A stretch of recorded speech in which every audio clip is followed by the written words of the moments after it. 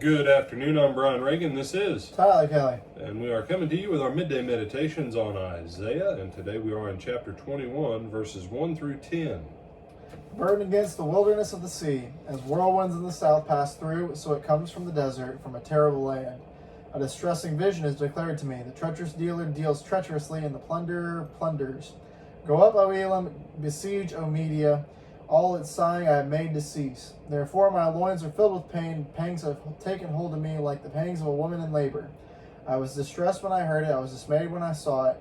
My heart wavered. Fearfulness frightened me. The night for which I longed, he turned into fear for me. Prepare the tables, set a watchman in the tower. Eat and drink. Arise, you princes, anoint the shield. For thus has the Lord said to me, Go set a watchman, let him declare what he sees. And he saw a chariot with a pair of horsemen, a chariot of donkeys, and a chariot of camels. And he listened earnestly with great care. Then he cried, A lion, my lord! I stand continually on the watchtower in the daytime. I have sat at my post every night. And look, here comes a chariot of men with a pair of horsemen. Then he answered and said, Babylon is fallen, and all the carved images of her gods he has broken to the ground. Oh, my threshing and the grain of my floor! That which I have heard from the Lord of hosts, the God of Israel, I have declared to you. All right. So we have this judgment against Babylon, then we also have another one against Edom, and then we have another one against Arabia. You say, that whole area is being judged. You know, they haven't played nice with each other, and they've all been very, very naughty. But this is one of those, that the Lord is telling all of this stuff before it comes to pass. Some of it just a few years, some of it a few hundred years, some of it over 1,000 years.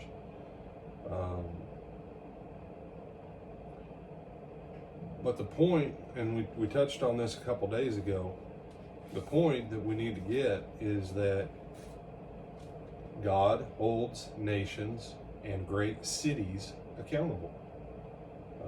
As we're going to see in chapter 22, he's going to make a judgment on Jerusalem. And why this matters. Babylon was a nation, but Babylon was also a great city. Most of those nations had one or two great cities. If you ever were a fan of comedy shows back in the 70s, you remember what was called Second City TV, SCTV, where a lot of the great comedians got their start. Most people don't know why it was called Second City. What's the first city of America, Tyler? Do you know? New York? New York. Second city was, guess what city? LA. Nope. Go to the second great city, the second great money and commodity city of America. Boston? Chicago. That was going to be my next one. I was moving around the East Coast. Yeah. When you think of America, really there's 4 major cities, 5 because of television: Los Angeles, New York, Chicago, Washington, and Dallas, or Houston. But we don't say Houston. Dallas. Dallas is a lot better. Sorry, anybody watching from Houston. Houston's a great place to be from if you don't have to go back. Because what happens in those great cities sets the agenda for an entire nation. And so in judging Babylon as a city, he's also judging Babylon as a nation. He gives warnings. He tells what's coming against them. And they don't heed it. They don't listen. And, there's judgment against Babylon. It'll come to fruition over 100 years into the future with the life of Daniel and Nebuchadnezzar and Belshazzar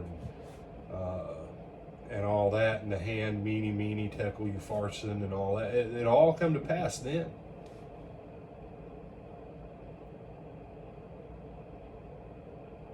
Why do I tell you just about every Wednesday and Sunday to pray for those in authority, for kings, for rulers, for all this stuff?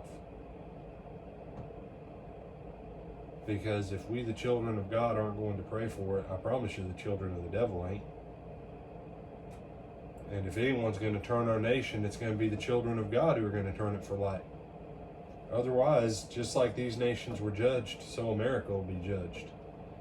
And just so we're clear, I know we only read parts of these chapters. Read the whole things. You don't have to understand all the language to go, whoa, this obviously ain't good. I wouldn't want to live through this. Just understand, the judgment of God is coming against this earth if the children of God don't get serious about the gospel and preaching and teaching faith and living faith and beating back the devil and the darkness. Do you have some other thoughts on this, my brother? No, sir.